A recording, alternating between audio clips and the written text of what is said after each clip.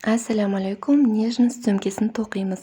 Ол үшін бізге номері 6 ілгек, қайшы және де осындай бір жағы ашылатын кольцо міндетті түрде сөмкеге тағып қоюымыз үшін астармада осындай мынау тартпа баудың төменгі жағына тағатын осындай менде жұлдыз тәрізді түйме, екі жағынан да жіп өтетін болу керек.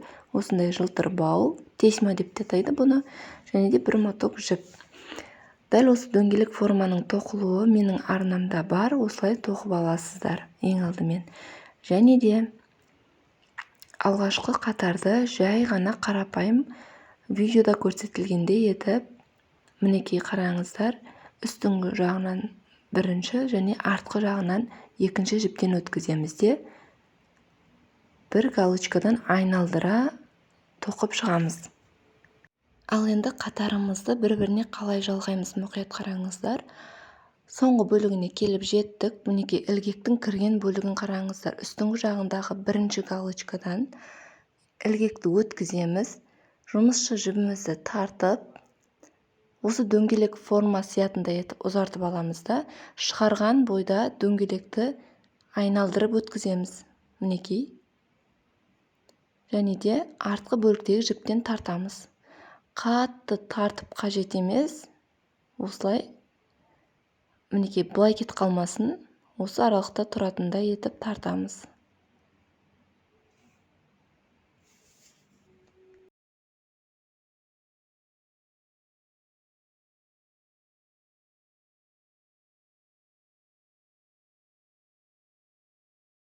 Табанынан жоғары қарай бірінші қатарымыз пайда болды. Екінші қатардан бастап біз өрнек тоқитын боламыз. Қараңыздар, мінекей. Негізгі жіптің шыққан тұсынан жоғарғы бөліктен ілгекті кіргіземіз. Негізгі жіпті іліп аламыз да, төменгі жақтан оң жақ бөлікке қарай галочканың астынан ілгекті кіргізіп, негізгі жіпті іліп аламыз. Және де осылай шығарамыз. Мұқият қараңыздар. Астыңғы жақтағы бірінші галочканы қалдырдым. Жоғарғы жақтағы екінші галочкадан ілгекті кіргіземін. Жаңағы астыңғы жақтан қалдырған галочканың астынан ілгекті кіргіземін. Негізгі жіпті іліп аламын. Және де ілгектің бойындағы жіптерден өткіземін. Тура осылай қайталап отырып, екінші қатарды тоқып бітіреміз. Қатарларды бір-біріне қалай жалғау керектігін түсіндіретін боламын.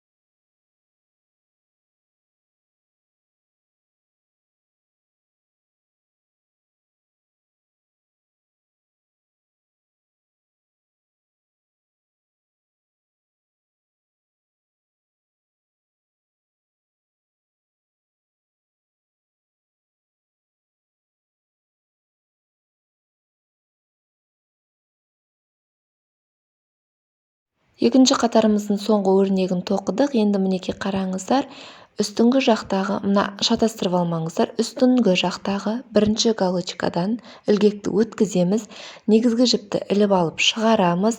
Және де осы дөңгелек форма сиятындай етіп жібімізді созамыз. Сол шыққан бөліктен дөңгелек форманы айналдырамыз осылайынан. Негізгі жіптен тартамыз. Мұқият қараңыздар. Әрбір қатарды дәл осылай бір-біріне жалғайтын боламыз. Және де үшінші қатарда дәл осы екінші қатардағыдай басталады, аяқталады. Мен тура осылай 9 қатар тоқыдым.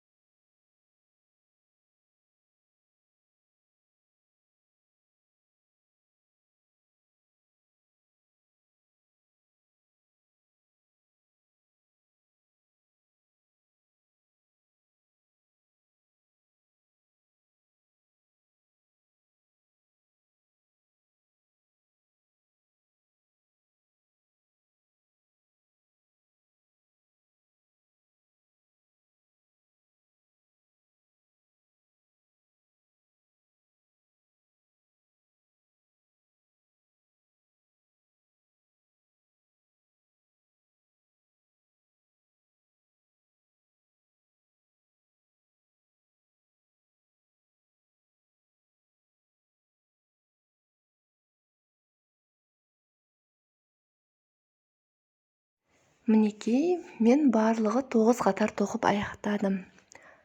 Ендігі кезекте біз осы сөмкеміздің жиегіне бекітпе тігісін жүргізетін боламыз. Ол үшін мұқият қараңыздар. Мінекей, негізгі жіптің шыққан тұсынан ілгекті кіргіземіз. Жоғарғы жағынан қарағанда міндетті түрде жоғарғы жағындағы галочкалардан алып отырып тоқимыз. Мінекей, бірінші галочкадан негізгі жіпті іліп алып шығарамыз. Екінші галочкаға ілгекті кіргіземіз. Негізгі жіпті іліп алып шығарамыз да ілгектің бойындағы жіптен өткіземіз. Тура осылай үстіңгі бөліктегі галочкалардан ілгекті кіргізіп отырып негізгі жіпті іліп аламыз, ілгектің бойындағы жіптен өткіземіз. Осылайша тоқып, соңғы бөлігіне келіп, бір-біріне жалғаймыз.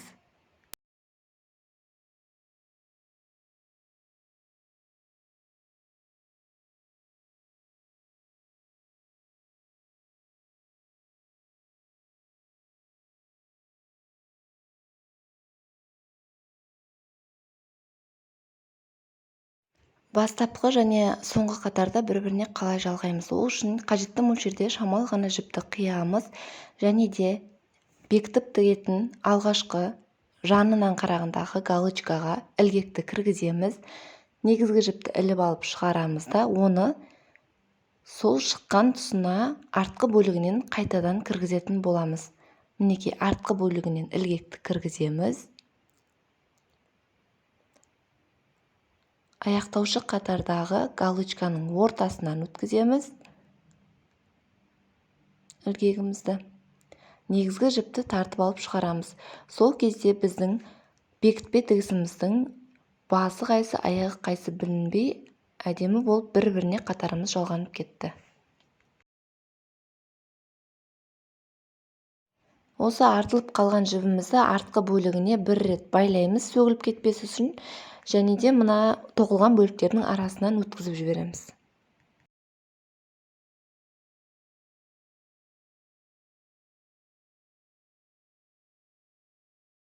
Сөмкемізге подклад тігу үшін осындай матаның қиындысын аламыз да, сөмкенің сыртқы бөлігінен осылай табанын қоямыз, сыртқы бөлігінен дөңгелентіп, сызып, матамызды қиып үтіктеп аламыз.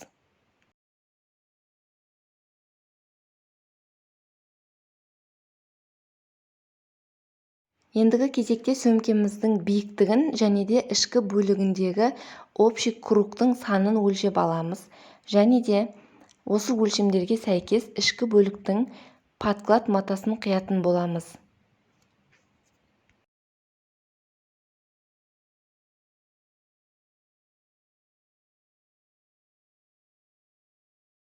Сөмкеміздің общий кругі 43 сантиметр болды, тігіске 1 сантиметр қосып 44, және де биіктігі 13 болды, оған 20 сантиметр қосып 33, яғни қайырып тіккен кезде қажет болады бұл 20 сантиметр, сол үшін 33 етіп өлшеп қиып аламыз.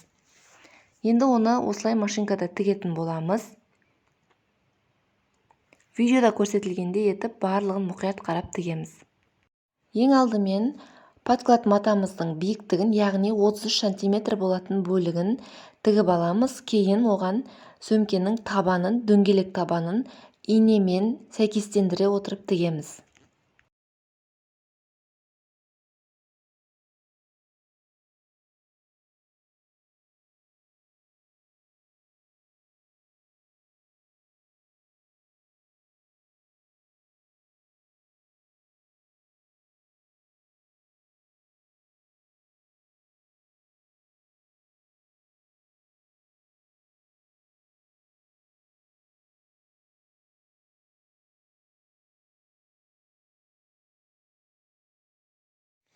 Тігілген подкладымызды сөмкенің ішіне салып, табанын бекітіп, биіктігі 13 сантиметр болатындай етіп бір-біріне сәйкестендіреміз, және де матамыздың артық 20 сантиметр бөлігін 10 сантиметрден осылай бас жағынан қайырамыз. Мінекей, табанынан бастап 13 сантиметрді есептеп алдық.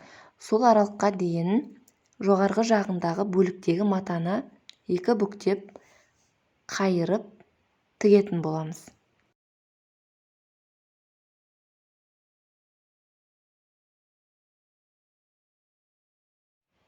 Мінекей тігілген бөлігімізді сөмкенің ішіне орналастырып, ине мен жиегінің барлығын түйреп аламыз да, сөмкенің бетін жауып тұратындай етіп өлшейміз.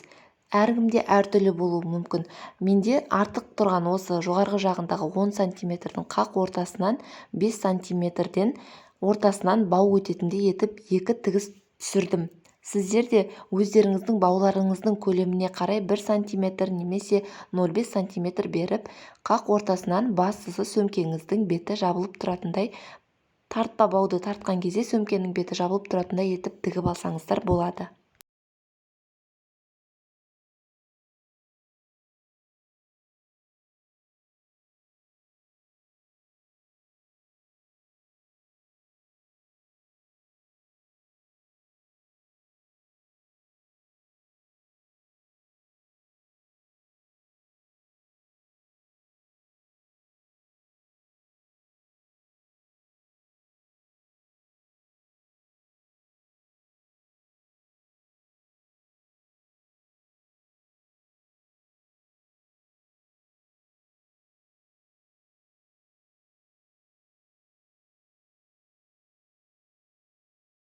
Мінекей подкладымыз дайын. Енді оны сөмкеге бірінші инемен түйреп сәйкестендіріп аламыз. Кейін ине жіппен қолымызбен осыған түстес жіпті алып, инеден өткізіп тігетін боламыз. Мінекей қараңыздар, видеода көрсетілгендей етіп мұқият майдалап, арасын өте алшақ қылмаймыз, жиі етіп тігіп алатын боламыз.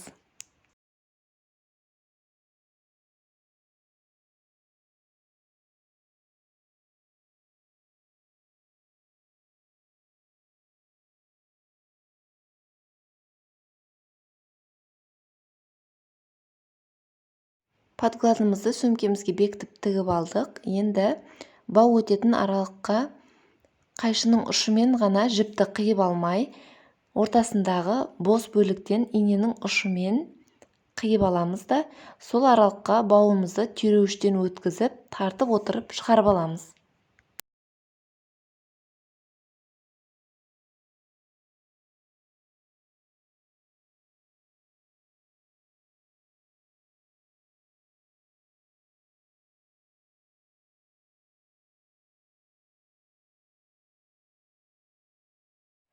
Тесманы өткізіп болғаннан кейін бұл жылжып өтіп кетпес үшін басына осындай түйме қадап байлаймыз.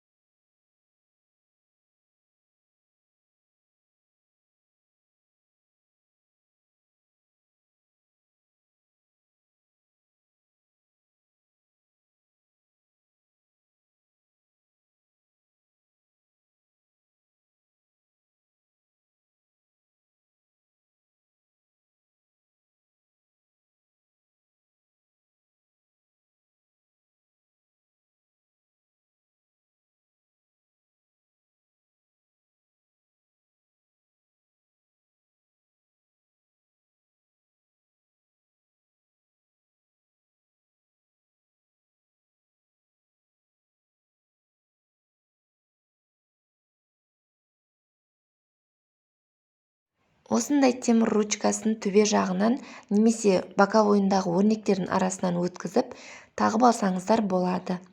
Осымен біздің нәзік сөмкеміз дайын. Баршаңызға рахмет. Менімен бірге болыңыздар.